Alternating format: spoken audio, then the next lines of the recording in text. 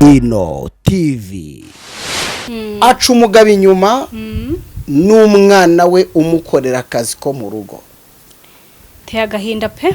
Bivuze ngo abagabo bakunze gutaka ko abagore baba ari ikibazo n'abagore bagataka ko abagabo baba ari ikibazo. Reka tujye kuri uyu mugore. Mu by'ukuri Esther muri ya experience y'ubuzima, muri ya experience yo kubana yo kuvuga ku muryango, ishyano ntiryaguye. Cyaraguye kwisanga umuntu w'umubyeyi nk'uwo. Ubundi hari ubundi baravanga imyaka, buriya imyaka ni nk'inkorora. Imyaka ni nk'inkorora. Inkorora ni nk'inkorora ntago yihishira. Hari imyambarire ugera mu myaka ugahindura ukavuga ati reka nyine ngushaje asigaho. Ntago mvuze ko afite 40 n'ingahe mushaje bashaje ariko arakuntera amabuye, ariko ibyo ari byo byose ntago ukiri mu rubyiruko. Urubyiruko nuguhera ku myaka mitoya kugeza ku myaka 35. Iyo ugeze hejuru ya 35 hari ingendo ubukwiye kugenda, hari imyambarire ukwiye kwambara, hari imivugire ubukwiye kuvuga, hari n'abantu bamukwiye kugendana. Umugabo we yararize uzamarira oya yirira najye kuvuza umuntu ararwaye. Umugabo ngo atemba ajya mu nda yatembe ku matama. Keretse utababaye ni utemba ajya mu nda, naho ubundi wababaye nkuko nyine umuntu agusetsa ukisanga wakubise igitwenge, n'umuntu akubabaza ukisanga amarira yashotse kandi wumvaga atakakwiye. Ari namaranga mutima. Umugabo yaravuze ati naba uyu mugore ndamukunda, ati umugore nta kintu namuha, ati murabizi ndamwubakiye, ati umugore namuguriye imodoka, ati nta kintu nakimwambarana, ati reka wenda nkoreye ndumva nakiyahura. Amajwi y'abandi atoyamu ati hangane ni kubera toya ni mundeke, ati ni mundeke kubona inyana yembwa amafaranga y'ukwezi indebe kansusukura, ati ibintu ndabyanze. Reka nkubwire mwabadamu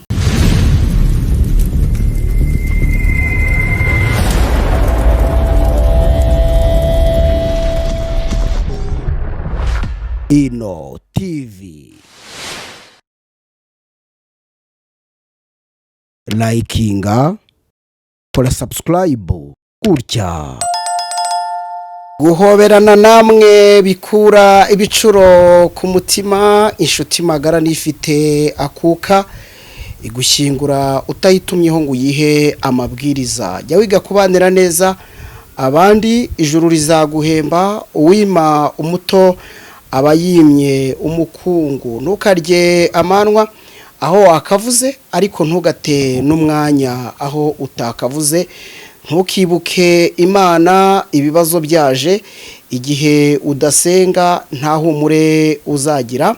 Mu byo ukora byose ntukaburire Imana umwanya, cyane ko ubutunzi bw'isi buyoyoka nk'igicu. Ujye ugira kwizera nk'ukwa Daniel wavuye mu rwobo rw'intare, ugire kwizera nk'ukwa Mose wambutse inyanja ahumutse ahareba, ugire kwizera nk'uko abasore batatu bavuye mu itanure ry'umuriro. Tubaha ikaze mwese abari mu Rwanda n'abari mu mahanga n'abumva ururimi dukoresha rw'ikinyarwanda. Abo mu Rwanda tubaha ikaze mwese mu kiganiro cyacu cy'umunsi. Esther umeze neza? Ndashima Imana nk'ibisanzwe. Yego, Imana ni nziza ibihe byose. Imana ni nziza ibihe byose. Twongeye kuguha ikaze kuri Ino TV. Murakoze cyane, nanjye mbahaye ikaze. Yego. Ni muri bwa buzima bwacu bwa buri munsi bw'umuryango wacu n'umuryango w'abumva ururimi dukoresha rw'ikinyarwanda atari abanyarwanda. Ejo bundi twabonye komanteri nifuza ko tuvugaho. Ibintu bimaze kuba indengakamere. Naragusharinze ndakubwira ngo reba iyo komanteri, nifuza ko tuzayiganiraho. Yego. Wabonye umugore watinyutse kuri radio bavuze ko afite imyaka 48, aratinyuka mu myaka yaramaranye n'umugabo ngo igeze kuri 20. Numva baravuze ni ibirahari ndatekereza niyo bari bamaranye. Aca umugabo inyuma n'umwana we umukorera akazi ko mu rugo. Teye agahinda pe. Bivuze ngo abagabo bakunze gutaka ko abagore baba ari ikibazo n'abagore bagataka ko abagabo baba ari ikibazo. Reka tujye kuri uyu mugore mu by'ukuri Esther muri ya experience y'ubuzima muri ya experience yo kubana yo kuvuga ku muryango ishyano ntiryaguye cyaraguye kwisanga umuntu w'umubyeyi nk'uwo ibyo ari byo byose amaze kugira abakwe niba amaranye niba atari yanabagira ashobora kuba afite abana bakuru umuntu umaranye imyaka n'umugabo irenga 20 niba atarabona abakwe bari mu nzira cyangwa se afite abana bakuze ntago rero umuntu ugeze muri iyo myaka 45 akwiye kwitwara uko abonye. Ubundi hari ubundi baravanga imyaka buriya imyaka ni nk'inkorora. Imyaka ni nk'inkorora. Inkorora ntago yihishira. Hari imyambarire ugera mu myaka ugahindura ukavuga ati reka nyine ngushaje asigaho. Ntago mvuze ko afite 40 n'ingahe mushaje bashaje ariko arakuntera amabuye ariko ibyo ari byo byose ntago ukiri mu rubyiruko. Urubyiruko nuguhera ku myaka mitoya kugeza ku myaka 35. Iyo ugeze hejuru ya 35 hari ingendo ubukwiye kugenda, hari imyambarire ukwiye kwambara, hari imivugire ubukwiye kuvuga, hari n'abantu bamukwiye kugendana. Ubageze mu kindi cyiciro kandi gukura si bibi. Nukuri ngo keretse wakuriye ubusa. Gukura ni byiza cyane. Gukura ni byiza. Maze n'abanyarwanda baca umugani ngukiza ubusore. Arabubagira. Iyo myaka rero urabubagira ukabubagira. None ugeze mu myaka yo kubona abana bawe ari inkumi ari abasore utangiye kuramutswa mu byubahiro bavuga ati uraho mama. Urumva iyo umaze kugira umukobwa w'imyaka 18 20 uhura n'umuntu akagusuhurisha yo. Ari uwamusubije niba warabyumvise ari uwamusubije ngo buriya ngo ntiyaryamanye n'uwo muhungu yaryamanye n'umukwe we. None sazo ko umukobwa wazashaka aramuzi. Hari gihe baryamye ariko mana ishyano ryacitse umurizo muri no minsi n'abakwe bararyamana na ba nyirabukwe. Ibintu byarakomeye. Haraho nabyumvise ngo ni burasirazuba umukecuru nawe ngo wakombye ayo mabara nyuma ngafata wa mugabo witwa umugabo we amushyingira umukobwa we. Ibintu bimaze kuba indenga kamere rwose biri too much pe. Babyeyi mutubabarire mwidukoza amasoni mwidusebye pe. Bagize amahirwe umuhungu baramubaje atese shaya amahano wakoze wiyandagaza ukiri muto ati ni mabuja wanshutse. None se tanyemerera gafaranga gafatitse ahubwo yarakwiye guhanwa kuko icyaha cy'ubushukanyi se ntago gihanwa n'amategeko. Yashutse umwana afite ubukure umuhungu afite ubukure se buvuze iki? Niba reba imyaka barutanaho niba yenda tuvuga umuhungu afite imyaka 20 umukecuru akaba afite imyaka 45 samukubye kabiri kabiri kararenga. Ngewe rwose ndi umucamanza reka no kujya mu mategeko ntarayizi. Babajira umugore ati wa mugore we ko tubona umugabo wawe rwose ari gituza cy'umunihira umugabo utari rojyo mu rugo rwa wurureba ko ari urugo rushima Imana no wakinjira amatabura amazi yo kunywa atabona n'icyumba ryamamo kuko ibi wabikoze wumva ati umugabo ntangereza aho nshaka mu izina rya Yesu.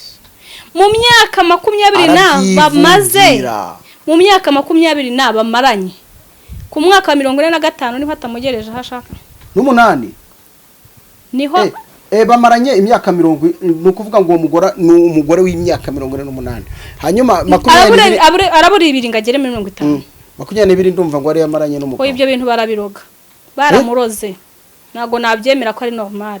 Nibajye kuvuza umuntu ararwaye. Umugabo we yararize uza amarira. Oya yirira najye kuvuza umuntu ararwaye. Umugabo ngo atemba ajya mu nda yatembye ku matama. Keretse utababaye ni utemba ajya mu nda naho wundi wababaye. Nkuko nyine umuntu agusetsa ukisanga wakubise igitwenge n'umuntu akubabaza ukisanga amarira yashotse kandi wumvaga atakakwiye. Ari namaranga mutima. Umugabo yaravuze ati naba uyu mugore ndamukunda. Ati umugore nta kintu namuha. Ati murabizi ndamwubakiye. Ati umugore namuguriye imodoka. Ati nta kintu nakimwe mborana. Ati reke wenda nkoreye ndumva nakiyahura amajwi y'abandi ati hangane ni kubera toya ni mundeke. Ati ni mundeke kubona inyana y'imbwa n'amafaranga y'ukwezi indebe kansusukura ati ibintu ndabyanze. ariko reka nkubwire mwabadamu babahaye intebe yo kwicaraho muyihagarara hejuru koko nanjye ndabibonye. Niba ushobora gufata umugabo mwashakanye mugasazana mukagirana abana mukageraho mujya kugera buzukuru ukamusuzuguza umuboyi wo mu rugo ukamusuzuguza umuzamurarira imodoka ze wa mudamu akakurusha agaciro ukamusuzuguza umugabo nukuri pe intebe barayiguhaye ngo uyicareho uyihagarara hejuru ariko izakubirindukana ndakurahiye pe ntago ibyo bintu byakugwa amahoro.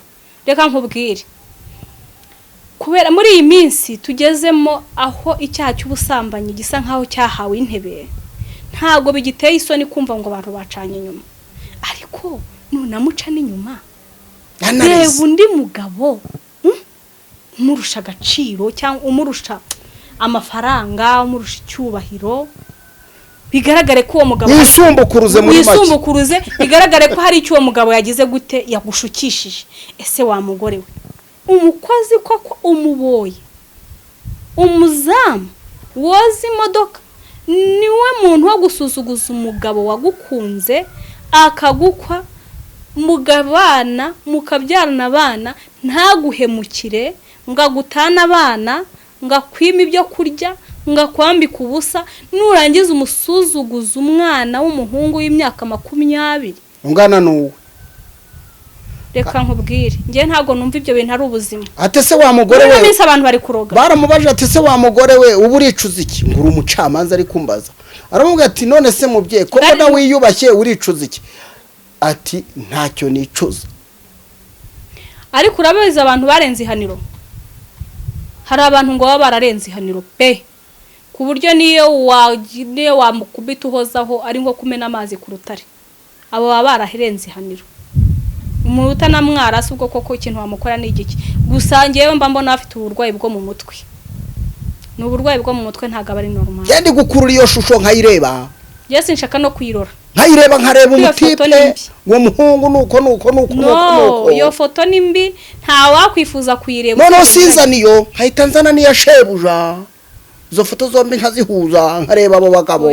Uwo mugore rwose yarakwiye gufungwa gufungirwa ahe muri gereza y'umwihariko njya numva ngo ibaho niho yarakwiye gufungirwa. Noneho rero abana bumvise ngo iyo nkuru abana buzi ukuntu buriya barwaye depression uzi ko umuntu agukorera ikintu akora ikintu mu muryango noneho siritu ababyeyi buriya ababyeyi n'abantu bakomeye nibo bashobora gutuma tugenda mu muhanda dufite confidence kumva twiyemeye kubera ibikorwa byiza bakora kubera uburyo bavugwa neza. Ariko no kuba wumva ngo umubyeyi wawe ni umusinzi wishwe n'inzoga kugira ngo ujye kumupresenta mu bantu ntago babiryoshye. Nako kantu umunyamakuru yavuze ko ari ubusinzi bukabije none ntago biryoshye. Ubundi biryoha iyo wumva papa wawe ari umuntu w'indashyikirwa ari umuntu wiyubashye ari umuntu utazwiho ibyo bintu by'imico mibi niyo bakubajije turuwande sha mpita mvuga amazina yose kabaho ndatuwanga umugabo nka data mpita mvuga amazina yose kuko nzi ko papa ari umuntu w'inyangamugayo. Ariko iyo ari umuntu uzwiho ubuhemu uzwiho ubusinzi bukabije uzwiho kunanirana muri quartier uzwiho kunanirana mu karere mu kagari shamana yanjye babiteye isoni kuvuga ngo uvuka kwanaka none birenze kuba ari papa bibaye mama noneho umusambanyi usambana n'abana bamuru abyaye ubwo ugira ngo abo bana bazongera kumva bisanzuye mu bandi babambuye uburenganzira bwo kumva bisanzuye. Urumva babambuye ijambo niba yarafite umuhungu w'umuyobozi mu kigo runaka ntago azongera kujya imbere y'abantu ngo ayobore inama nkuko bikwiri afite ikimwaro afite ikinego. Oya narashaka n'umugore akamufatana ka message azavuga ataha nta keza katari nyoko ati nubundi ntago nyoko yajya mu bana bato ngo nawe ubu mugabo muzima niba ari umukobwa washingiwe ubwo ikizere tena yamaze kugitakaza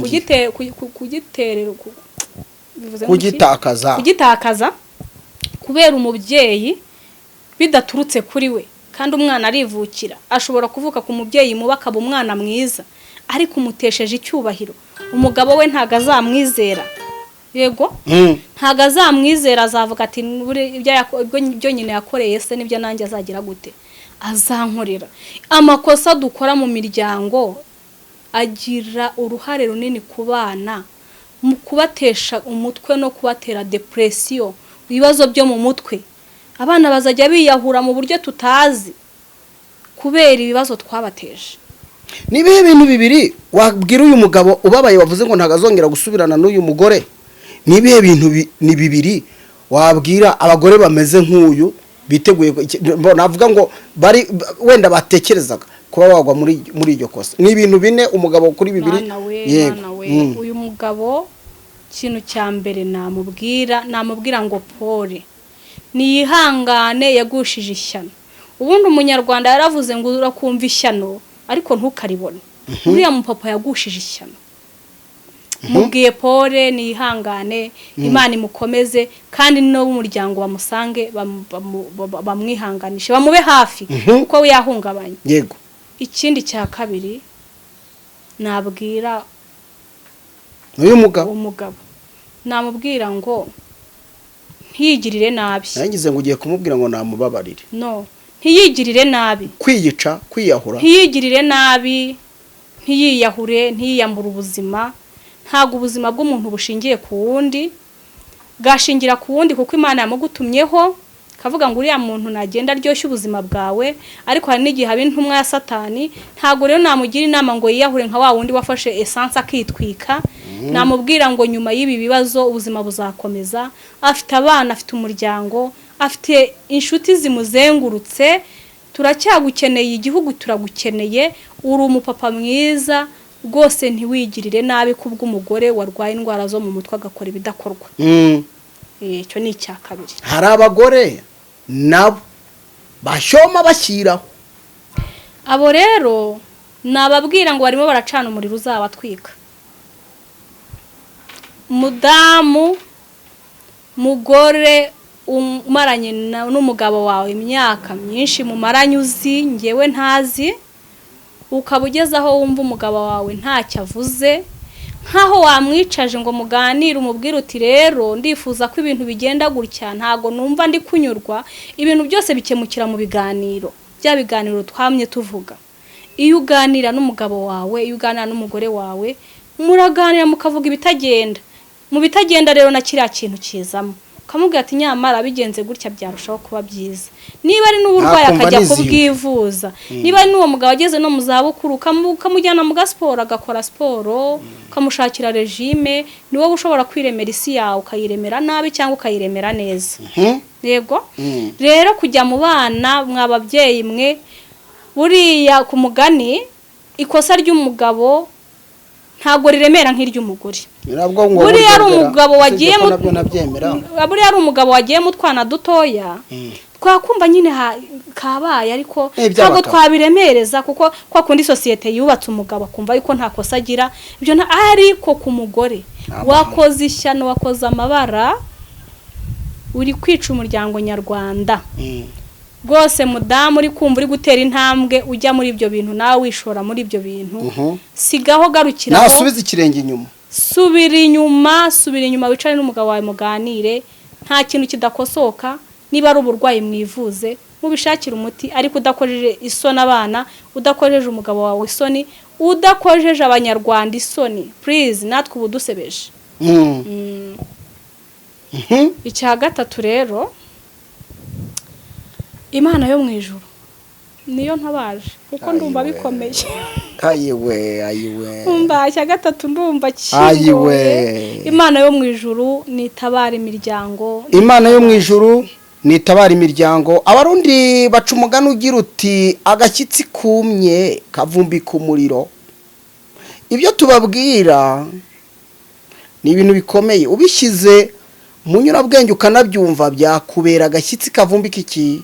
Umuriro.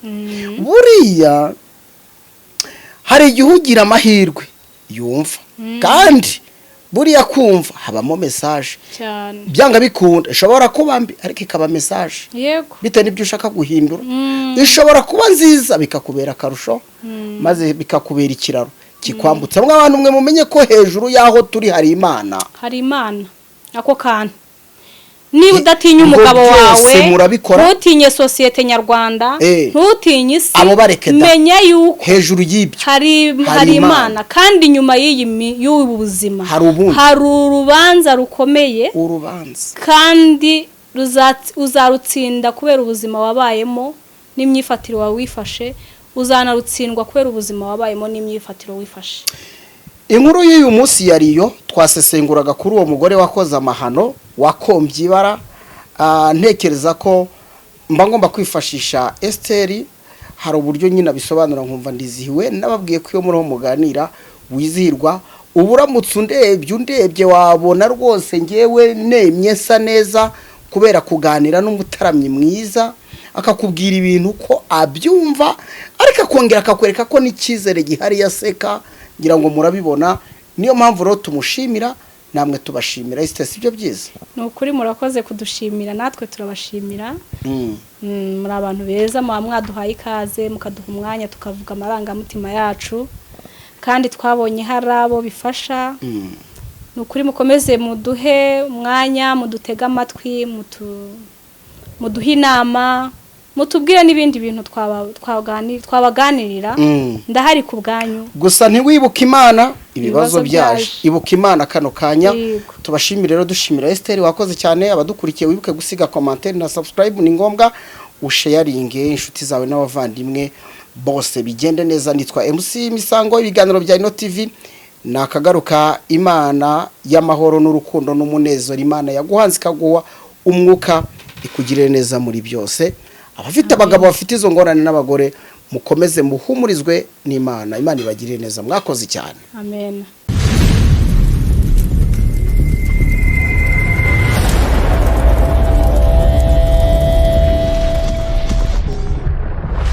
Ino TV likinga kora subscribe gutya